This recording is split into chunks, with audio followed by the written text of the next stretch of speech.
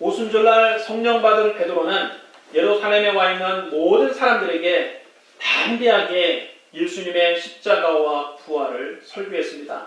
베드로의 설교를 듣고 그날 하루에 3,000명이 회개하고 세례를 받았습니다. 그들은 날마다 성전에 모여서 사도의 가르침을 받고 오로지 기도하기에 힘썼습니다. 또 집집마다 돌아가며 기쁨과 순전한 마음으로 음식을 나눠 먹으며 교제했습니다. 사도들로 말미암아 교회에 기사와 표적이 많이 일어났습니다. 믿는 사람들이 모든 물건을 서로 나눠 쓰고 부유한 사람들은 자기 재산을 팔아서 필요한 사람들, 가난한 사람들에게 아낌없이 나눠줬습니다. 성도들의 삶이 믿지 않는 사람들의 눈에도 너무나 아름답게 보였습니다. 그래서 교회는 온 백성의 칭송을 받았고 주께서 구원받는 사람을 날마다 더하게 하셨습니다. 어느 날 오후 3시 기도 시간에 베드로와 요한이 성전으로 올라가고 있었습니다. 그때 사람들은 나면서부터 못 걷게 된 이를 메고 와서 미문이라고 하는 성전문 앞에 그를 앉혔습니다. 그들은 그를 날마다 그곳에 데려다 앉혀놓고 성전에 들어가는 사람들에게 죽어라라고 시켰습니다. 아무래도 성전에 들어가는 사람들은 보통 사람들보다 자선을 잘 베푸기 때문입니다. 하나님께 기도하러 가는 사람들, 하나님을 믿는 사람들은 아무래도 자비심이 많기 때문에 거지를 잘 도와줄 것이라고 생각해서 성전 미문 앞에 이 나면서부터 못 걷는 거지를 앉혀놓은 것입니다. 나면서 못 걷게 된 사람은 미문에 앉아서 베드로와 요한이 성전에 들어가는 것을 보고 그들을 보고 구걸했습니다. 한 푼만 줍시오. 한 푼만 줍시오. 베드로가 그를 눈여겨보고 말했습니다. 우리를 보라. 그 못 걷는 사람은 그들에게서 무엇을 얻을까 싶어서 많이 쳐다보았습니다. 이 사람들이 과연 나에게 무엇을 줄 것인가? 금전을 줄 것인가? 은전을 줄 것인가? 동전이라도 몇 개 던져주겠지. 잔뜩 기대를 하고 베드로와 요한을 쳐다보았습니다. 그때 베드로가 말합니다. 은과 금은 내게 없거니와 내게 있는 이것을 내게 주노니 나사렛 예수 그리스도의 이름으로 일어나 걸으라. 그리고 그의 오른손을 잡아 일으켰습니다. 그러자 즉시 그의 발과 발목에 힘을 얻어서 그는 벌떡 일어나 걷게 되었습니다. 태어나서 한 번도 걸을 수 없던 사람이 일어나서 걷게 된 것입니다. 그는 너무 신기하고 기뻐서 걷기도 하고 뛰기도 하며 하나님을 찬송했습니다.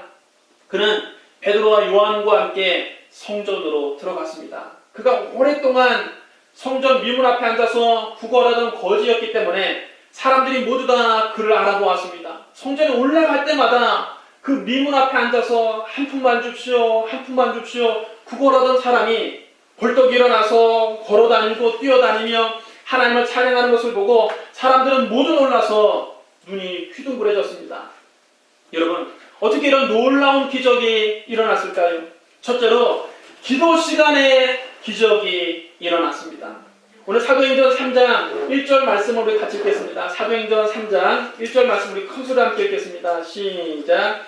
제9시 기도 시간에 베드로와 요한이 성전에 올라갈세. 여기서 제9시는 오늘날 시간으로 말하면 오후 3시를 가리킵니다. 베드로와 요한은 기도 시간을 정해놓고 매일 오후 3시가 되면 어김없이 성전에 올라가서 기도를 해왔던 것입니다. 그들이 이렇게 시간을 정해놓고 매일 기도하는 것을 누구에게 배웠을까요? 예수님에게 배웠습니다. 누가복음 22장 39절에 이렇게 기록되어 있습니다. 예수께서 나가사 습관을 따라 감람산에 가심에 제자들도 따라갔더니. 감람산은 예수님께서 습관처럼 자주 가셔서 기도하시던 곳입니다. 누가복음 21장 37절에도 이렇게 기록되어 있습니다. 예수께서 낮에는 성전에서 가르치시고 밤에는 나가 감람원이라 하는 산에서 쉬시니. 예수님은 예루살렘 성전에 오실 때마다 낮에는 성전에서 말씀을 가르치시고 밤에는 감람산의 한적한 곳, 곧 겟세마네 동산에서 기도하곤 하셨습니다. 누가복음 6장 21절에도 이렇게 기록되어 있습니다. 이때 예수께서 기도하시러 산으로 가사 밤이 새도록 하나님께 기도하시고. 이처럼 예수님은 종종 산에서 밤을 새워가며 하나님께 기도하는 습관을 가지고 계셨습니다. 여러분, 우리도 예수님처럼 기도하는 습관을 가져야 됩니다. 예수님처럼 일정한 시간, 일정한 장소를 정해놓고 기도하는 것이 좋습니다. 새벽이든 밤이든 여러분의 기도가 잘 되는 시간을 정해서 기도하십시오.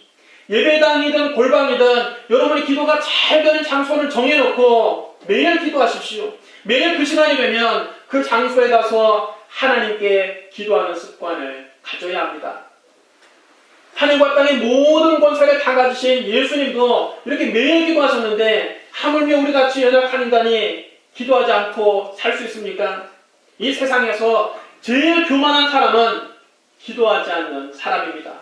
하나님의 아들이신 예수님도 겸손히 하나님께 기도하셨는데 자기가 무슨 대단한 존재라고 기도하지 않습니까? 기도하지 않는 사람은 기도하지 않고도 모든 일을 자기 뜻대로 이룰 수 있다고 믿기 때문에 기도하지 않는 것입니다. 자기의 지식, 자기의 경험, 자기의 능력만 믿고 사는 것입니다. 그런 교만은 얼마 있지 않아서 박살나고 맙니다. 성경은 말씀합니다. 하나님이 교만한 자를 물리치시고 겸손한 자에게 은혜를 주신다. 그럼 겸손한 사람은 하나님께 무릎을 꿇습니다. 하나님은 자기 힘만 믿고 큰소리치는 교만한 사람을 물리치시고 하나님 앞에 겸손히 무릎을 꿇는 사람에게 은혜를 주시는 것입니다. 베드로와 요한이 매일 오후 3시가 되면 기도하러 성전에 올라갔더니 하나님께서 바로 그 시간에 그들이 늘 기도하는 그 시간에 기사와 표적을 나타내신 것입니다. 여러분, 기도 시간에 하나님이 응답을 주십니다. 기도 시간에 하나님께서 은혜를 주십니다. 기도 시간에 하나님께서 복을 주십니다. 기도 시간에 하나님께서 기적을 베풀어 주십니다. 기도 시간에 하나님께서 우리에게 기쁨을 충만하게 하십니다. 예수님처럼 사도들처럼 매일 기도하는 습관을 갖게 되시기를 주님의 이름으로 축원합니다. 둘째로 예수 그리스도의 이름으로 기적이 일어났습니다. 우리 사도행전 3장 6절을 같이 읽겠습니다. 6절 말씀 같이 읽겠습니다. 베드로가 이르되 은과 금은 내게 없거니와 내게 있는 이것을 내게 주노니 나사렛 예수 그리스도의 이름으로 일어나 걸으라 하고. 여러분 따라해 주랍니다. 나사렛 예수 그리스도의 이름으로. 나사렛 예수 그리스도의 이름으로. 나사렛 예수 그리스도의 이름으로. 나사렛 예수 그리스도의 이름으로. 나면서 못 걷게 된 사람은 베드로의 이름으로 걷게 된 것이 아닙니다. 베드로의 능력으로 걷게 된 것이 아닙니다. 나면서 못 걷게 된 사람은 예수 그리스도의 이름으로 일어나 걷게 된 것입니다.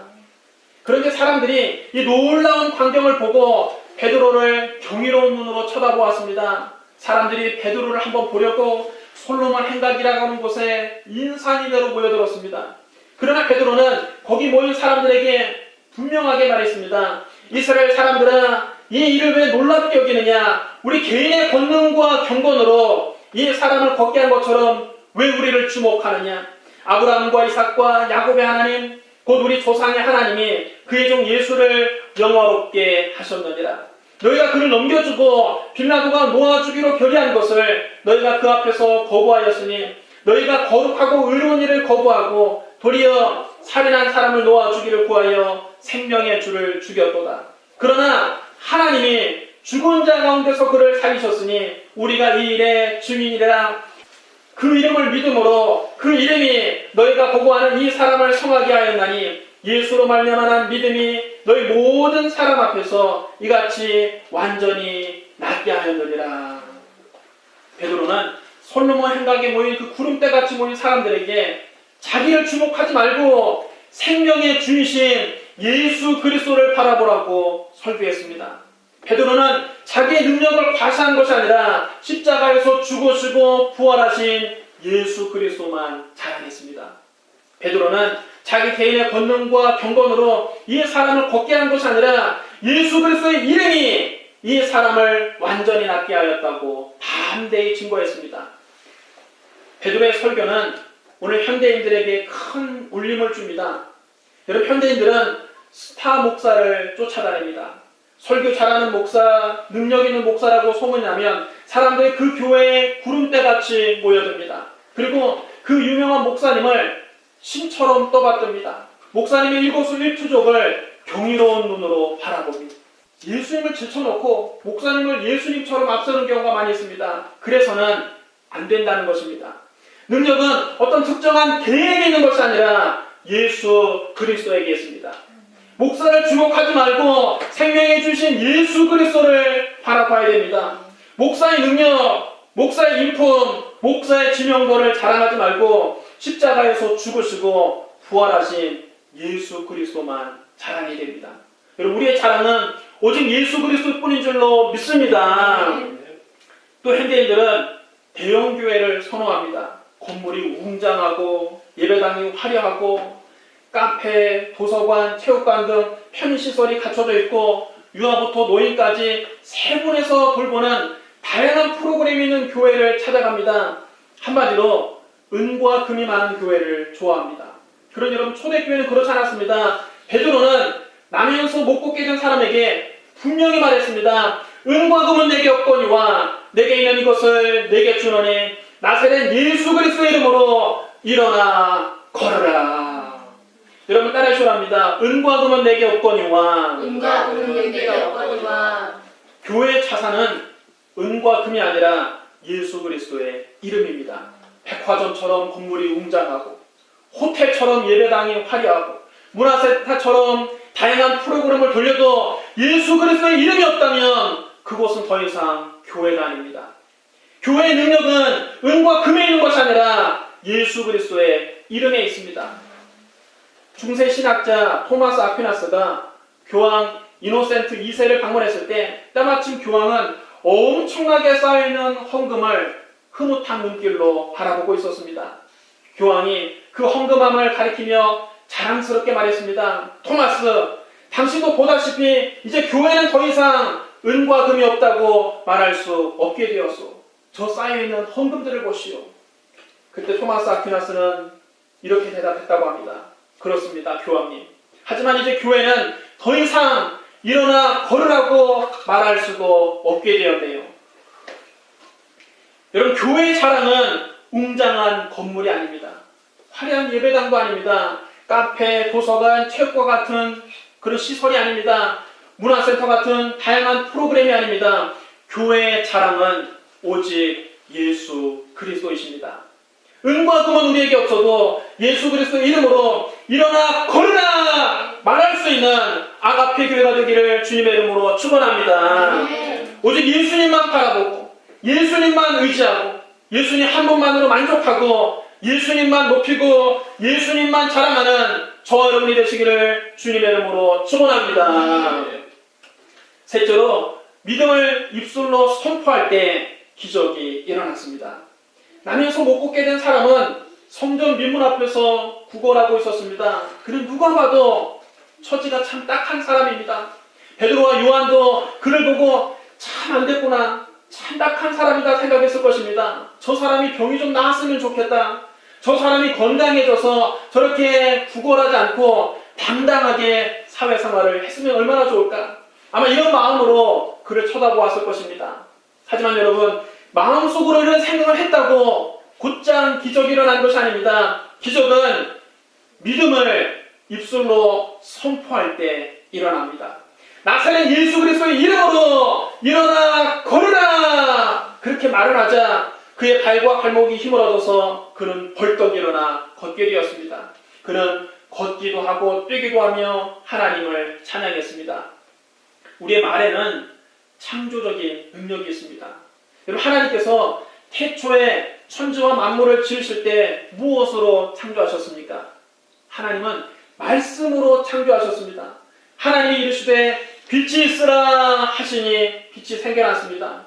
또 하나님이 이르시되 물 가운데 궁창이 있어 물과 물로 나뉘라 하시니 그대로 되었습니다.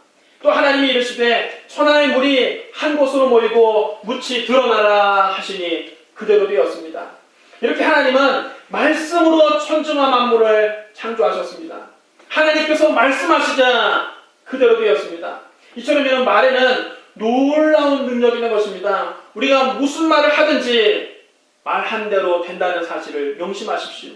여기서 하나님의 말씀이 모두 다 명령형인 것을 우리는 주목해야 됩니다. 여러분, 우리도 믿음으로 명령하면 우리가 명령한 대로 우리의 삶의 열매가 맺히는 것입니다. 예수님께서도 언제나 기적을 행하실 때 명령하셨습니다. 네 죄사함을 받았느니라. 더러운 귀신아, 그 사람에게서 나오라. 일어나 네 침상을 가지고 집으로 가라.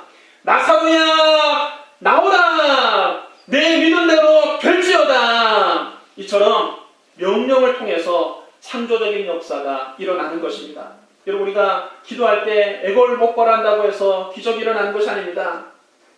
예수님을 구주로 믿는 우리는 모두 다 하나님의 자녀들입니다. 성경이 이렇게 말씀합니다. 영접하는 자, 곧 그를 믿는 자들에게는 하나님의 자녀가 되는 권세를 주셨으니.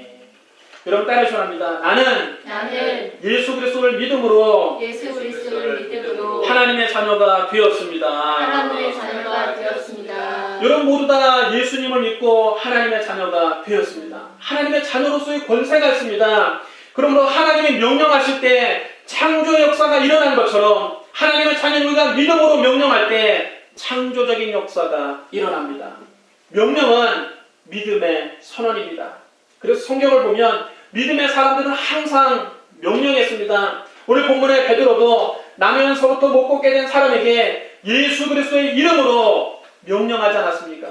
나사렛 예수 그리스도의 이름으로 일어나 걸으라 명령하자 그의 발과 발목이 힘을 얻어서 그는 걷기도 하고 뛰기도 하며 하나님을 찬양했습니다. 구약시대 여호수아가 아모리족 속의 다섯 왕들과 싸울 때 그들을 진멸하려고 했는데 시간이 부족했습니다. 전쟁의 승기를 잡고 그들을 쫓아가서 그들을 다 죽여야 되는데 해가 이미 뉘엿뉘엿 기울어가려고 합니다. 그때 여호수아는 하나님께 기도했을 뿐만 아니라 태양과 달을 향해서 명령했습니다. 태양아, 너는 기브온 위에 머무르라. 달아, 너도 아이엘론 골짜기에서 그리할지어다. 그렇게 명령하자 태양이 그 자리에 머물고 달이 멈춰버렸습니다. 이스라엘 백성들이 대적을 진멸할 때까지 태양이 중천에 떠서 거의 종일토록 내려가지 않았습니다. 명령할 때 놀라운 기적이 일어나는 것입니다. 여러분, 하나님의 자녀는 이렇게 늘 믿음으로 명령해야 됩니다. 우리가 어떤 기도 제목을 놓고 오랫동안 기도하는 가운데 마음속에 이미 응답을 받았다는 확신이 들 때가 있습니다. 하나님 내 기도를 들으셨구나. 응답이 왔다는 확신이 들 때가 있습니다. 그럴 때는 이제 없는 것을 있는 것처럼 바라보고 믿음으로 명령해야 됩니다.